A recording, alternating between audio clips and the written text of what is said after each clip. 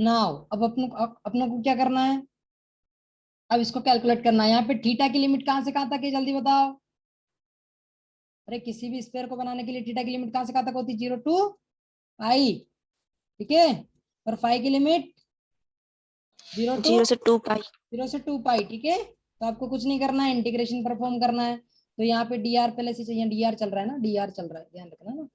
तो अब क्या है, डी आर लिखा हुआ है, डी आर डबल इंटीग्रेशन में पहली लिमिट 0 टू 2 पाई जा रही है, 0 टू 2 पाई। अब यहाँ पे डी फाई केवल एक ही है, तो यहाँ पे मैंने डी फाई लिख दिया बस, ओनली डी फाई लिख दिया। ओके, अब बचा क्या रह गया, आर स्क्वायर। आर स्क्वायर तो आर, देखो आर स्क्वायर ये रहा, आर इंटू आर स्क्वायर बन जाएगा। अब डी आर कहीं से कहीं तक नहीं है इसमें, तो मैंने आर स्क्वायर को बाहर निकाल दिया। अरे समझ में आ रहा है ना, ये आर स्क्वायर को मैंने बाहर निकाल दिया है। ओके, आर स्क्वायर को बाहर निकाल दिया तो क्या बचा अंदर, sine theta. Sine theta. Sine theta d theta, limit 0 to yes sir. Pi. अब आप इसको कैलकुलेट करोगे तो कितना आएगा, ये साइन थीटा दे देगा कितना, 2 वैल्यू देगा। साइन थीटा कोस थीटा हो जाएगा, और पाई और 0 पे हमेशा कोस थीटा की वैल्यू 2 रहती है। तो टोटल वैल्यू कितनी आ गई, 2, और इसकी वैल्यू कितनी आ गई, 2 पाई। तो टोटल कितनी हो गई, 4 पाई। ये 4 पाई, और आर स्क्वायर आगे चल रहा है, तो आर स्क्वायर यहाँ पे लिख दिया। ये आर स्क्वायर, और डी आर क्या है पहले से यहाँ पे प्रेजेंट है, तो डी आर ये रहा। और इसके बराबर में क्या चल रहा था, टोटल चार्ज क्यू चल रहा था, सबको पता है, बोलो। Yes sir. क्या, अब पता चल गया कि यह कैसे आया 4 pi r square, by using this formula. Okay, अब अपन देखते हैं आगे। चलो समझ में आ गया ना सबको कि ये 4 पाई r स्क्वायर कैसे आता है। Yes sir. क्या, अब देखो डी आर आपने निकाल दिया, डायरेक्शन तुमको पता ही है किस डायरेक्शन में, रेडियल आउटवर्ड, आर एक आर की डायरेक्शन में। तो आपको कुछ नहीं करना है, 4 पाई r स्क्वायर को लेना है और इस क्यू के डिनोमिनेटर में डाल देना है। तो क्या बनेगा, D R upon Q by 4 pi r square. जैसे यहाँ पे आर लग था ना सफिक्स में, आर को जैसे हटाऊंगा तो यहाँ पे एक पार लग जाएगा। एक पार क्या बताएगा, डी आर की डायरेक्शन। क्लियर है सबको, बोलो।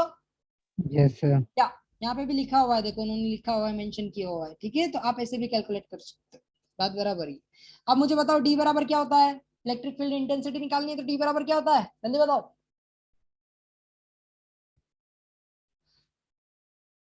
जल्दी बोलो। डी बराबर क्या होता है, Q/4 पाई r स्क्वायर अरे AR। नहीं, डी बराबर तो मुझे दिख रहा है in terms of electric field intensity. D बराबर क्या होगा in terms of electric field intensity, बताया तो था, epsilon not into E vector. ये लिखा हुआ है यहाँ पे, सबको बताना पड़ता है बार बार। नोट नहीं करते हो क्या तुम, प्लीज नोट। Yes sir. ये लिखा एप्सिलॉन हुआ है, नॉट इनटू ई। ये दिख रहा है, डी बराबर एप्सिलॉन इनटू ई होता है। Yes sir. Electric flux yes sir. लाइनसिटी और इलेक्ट्रिक फील्ड इंटेंसिटी है, तो आपको कुछ नहीं करना है, वहां पे पुट कर दो। कहाँ पे, यहाँ पे डी बराबर, ये डी बराबर पुट करो यहाँ पे। क्या होगा, एप्सिलॉन इनटू ई होगा। ई को, एप्सिलॉन नोट को कहाँ डाल दोगे, यहाँ पे, तो वापस बन जाएगा ना इलेक्ट्रिक फील्ड इंटेंसिटी। आपको बताया था Q/4 pi epsilon naught R square, एक एक आर डायरेक्शन शो करती है, तो वो अपनों ने ड्राइव कर लिया यूजिंग गॉस लॉ।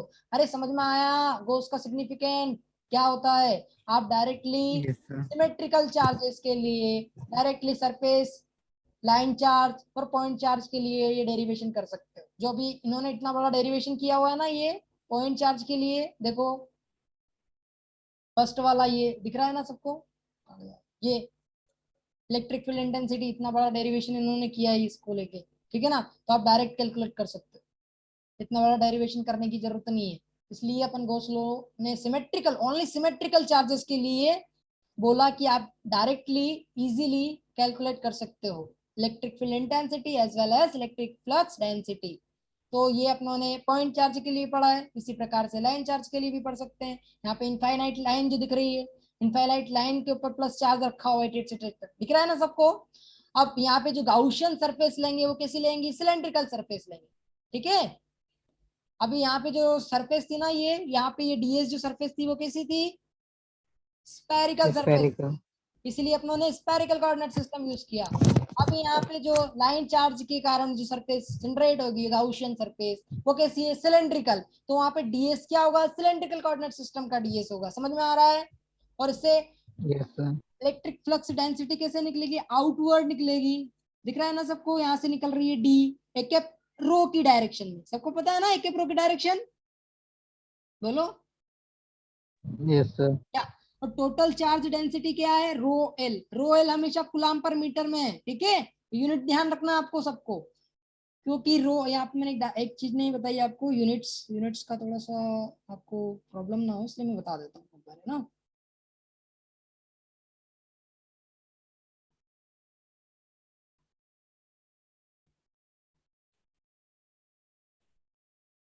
बहुत ऊपर चला गया। ओके, देखो ये लाइन चार्ज, ये क्यू की यूनिट क्या होती है हमेशा, जल्दी बताओ, कूलाम होती है। Yes, sir. Yes, sir. क्या? अब देखो रोयल की जो यूनिट होनी चाहिए चार्ज डेंसिटी की क्या होनी चाहिए,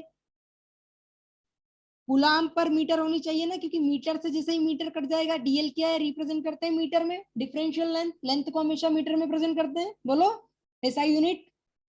Yes, sir. यस, तो मीटर से मीटर कट जाएगा क्योंकि रोयल की कूलाम पर मीटर है, यहाँ बटे में मीटर है, तो मीटर से मीटर कट गया तो क्योंकि यूनिट जनरेट हो जाएगी ना, इसलिए रोयल को किस में लेते हैं, कूलाम पर मीटर में लेते हैं।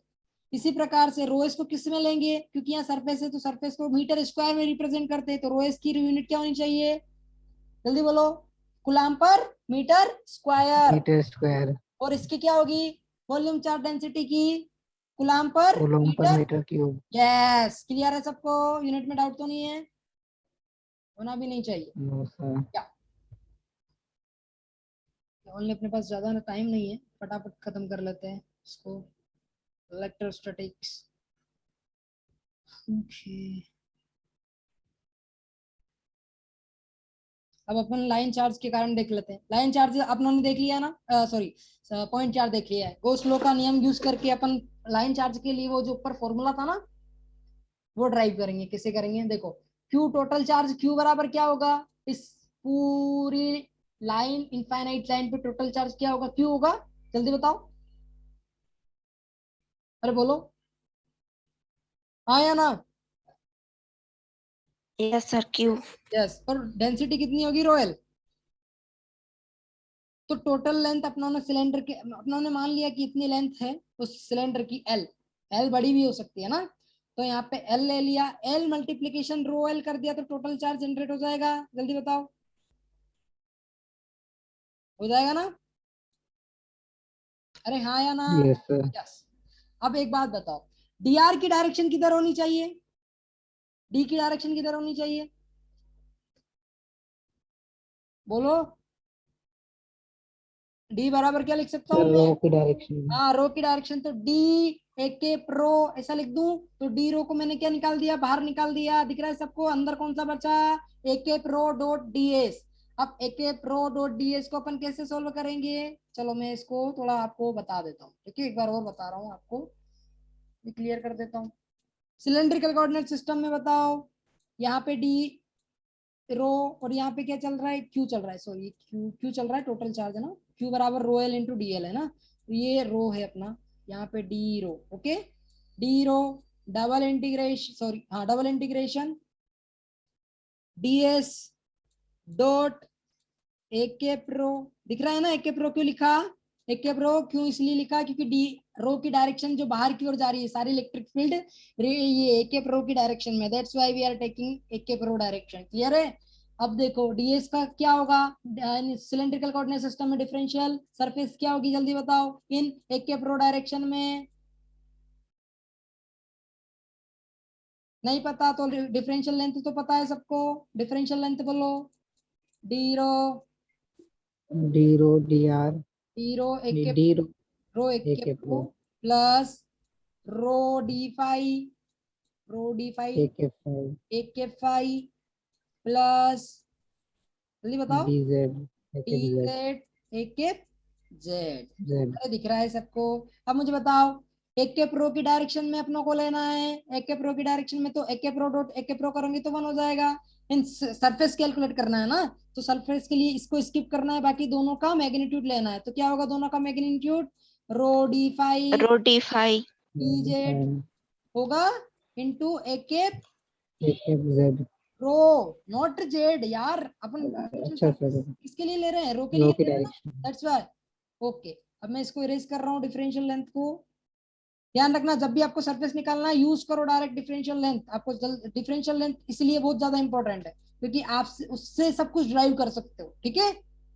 इसलिए मैं बार बार फोकस कर रहा था आपको कि ये याद होनी चाहिए। अब यहाँ पे देखो, एक के प्रो कितना हो जाएगा, डॉट प्रोडक्ट करेंगे तो जल्दी बताओ, पुट करते ही 1, अरे 1 होगा, Yes, sir. 1. तो इसको हटा दूं यहाँ से। Yes, sir. यस, अब क्या बचा है यहाँ पे, DS Rho d5. Double integration, और यहाँ पे डी रो चल रहा है ना, ये डी रो मैंने यहाँ पे डी रो चल रहा है, ये दिख रहा है डी रो, सबको दिख रहा है ना, ये डी रो चल रहा है। अब यहाँ पे क्या होगा, रो डी रो, सॉरी d5 और डी जेड, ठीक है, लिख दिया मैंने यहाँ पे।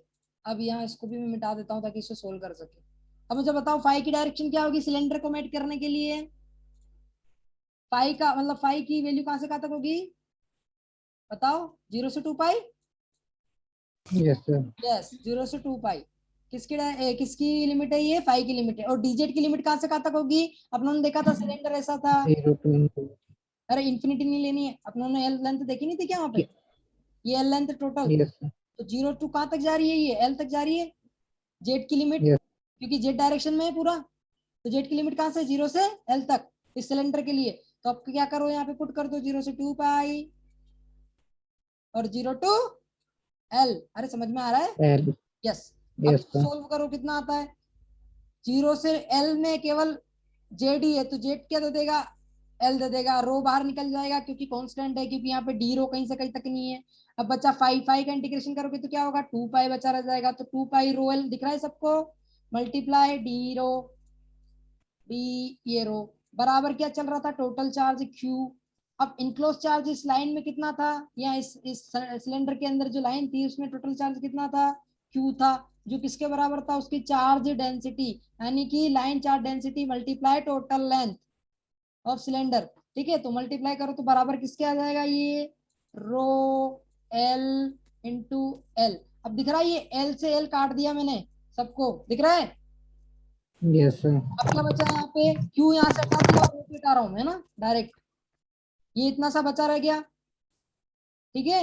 अब क्या करना है आपको, इस रो एल 2 पाई को इसके बटे में डाल देना है, तो क्या बनेगा, ये आपका फॉर्मूला जनरेट होके आ गया जो यहाँ पे शो हुआ है, दिख रहा है, ये rho l q l d rho 2 pi, rho l अभी जस्ट बताया है आपको, कुछ नहीं करना है, रो से Yes, sir. तो ये इतना सा बचेगा, ठीक है। ये कौन आ रहा है इतना लेट, 5 मिनट रह गए, डी बराबर रो एल 2 पाई रो, ठीक है।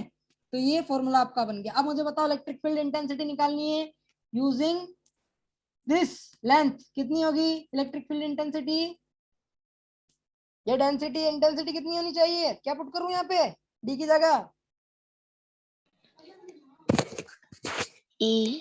हाँ ये तो मुझे पता है, एप्सिलॉन नोट कहाँ गया, epsilon naught into E, epsilon naught बटे में चला जाएगा तो क्या बनेगा, rho l upon 2 pi epsilon naught into rho. Rho क्या है, अगेन परपेंडिकुलर डायरेक्शन, ये पता है अपन को, रेडियस कैसे लेते हैं सिलेंड्रिकल कोऑर्डिनेट सिस्टम में, ऐसे लेते हैं, दैट्स व्हाई, तो आपको ये याद रखना है ना। अरे क्लियर है, किसी को डाउट तो नहीं है इसमें, Yes, sir. या अब लास्ट वाला बच्चा रह गया है शीट, ये शीट क्या है, सरफेस को रिप्रेजेंट कर रही है।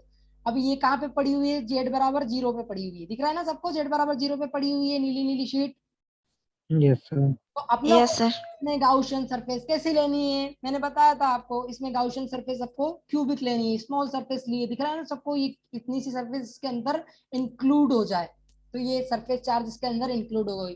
तो अब मुझे बताओ इलेक्ट्रिक फील्ड कैसे निकलेगी, इससे परपेंडिकुलर निकलेगी, प्लस जेड डायरेक्शन में और माइनस जेड डायरेक्शन में, दिख रहा है ना सबको। तो Yes, अप्लाई sir. करते हैं इसके लिए गॉस नियम, ठीक है।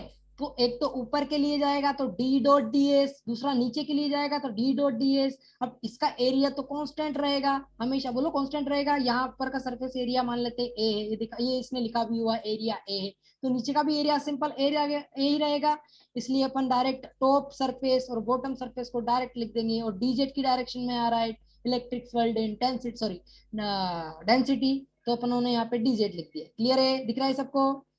अब यहाँ पे Yes, sir. इस चार्ज डेंसिटी को कैसे निकाले, क्योंकि अपन जानते हैं टोटल चार्ज डेंसिटी किसके ऊपर डिस्ट्रीब्यूटेड है, ये क्यू जो किसके ऊपर डिस्ट्रीब्यूटेड है, सरफेस के ऊपर, तो अपन को पता है सरफेस चार्ज डेंसिटी कैसे लिखते हैं, rho s into integral of ds, तो रो एस तो कांस्टेंट है, यूनिफॉर्म है, इसलिए बाहर निकल गया। अब बचा क्या, डीएस, सबको दिख रहा है ना DS, Yes, sir. Yes, sir. ये डीएस भी किसके बराबर होगा, इसी एरिया के बराबर होगा, ऊपर का एरिया, नीचे का एरिया और बीच का एरिया, यानी टॉप बॉटम और बीच में जितना भी एरिया वो सब ए ही रहेगा, क्योंकि अपने को पता है यहाँ पे जो शीट है एज इट इज शीट यहाँ पे भी बनेगी, एज इट इज शीट नीचे भी बनेगी, तो तीनों का एरिया सेम रहेगा, ठीक है ना।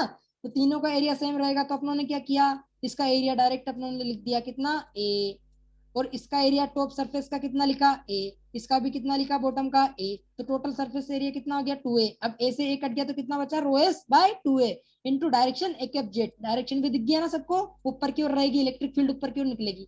अरे समझ में आ रहा है, तो ये फॉर्मूला जनरेट हो Yes, गया, sir. E बराबर रो एस बाय 2। अपनों को डेरिवेशन नहीं करना पड़ा, सिंपल, आपको नियम आपको बस पता है तो अप्लाई करना आना चाहिए, ठीक है। अब अपन जानते हैं ई बराबर कैसे लिखते हैं, ई बराबर डी बराबर एप्सिलॉन इनटू ई, यहाँ पे रखो एप्सिलॉन इनटू ई, तो एप्सिलॉन नीचे चला जाएगा तो क्या बनेगा रो एस इनटू 2 एप्सिलॉन इक्विलेट। तो सबको समझ में आ रहा है, इलेक्ट्रिक फील्ड इंटेंसिटी कैलकुलेट होके आ गई फॉर इंफिनिटी चार्ज डेंसिटी के कारण, शीट के कारण, समझ में आया। अरे किसी को Yes, डाउट है sir. क्या इसमें, नहीं, No, sir. क्या आगे बढ़े। अब इसी Yes, प्रकार से, sir. हाँ बोलो, किसी को डाउट है तो। Class, sir sir. आज 2 टेस्ट बजे है से 2 बजे से। हाँ या तो ओके ओके, अपना टाइम भी हो गया है तो मैं स्टॉप करता हूँ, ठीक है। अब बाकी का अपन कल देखेंगे, ओके, आप जा सकते हो। Okay, sir.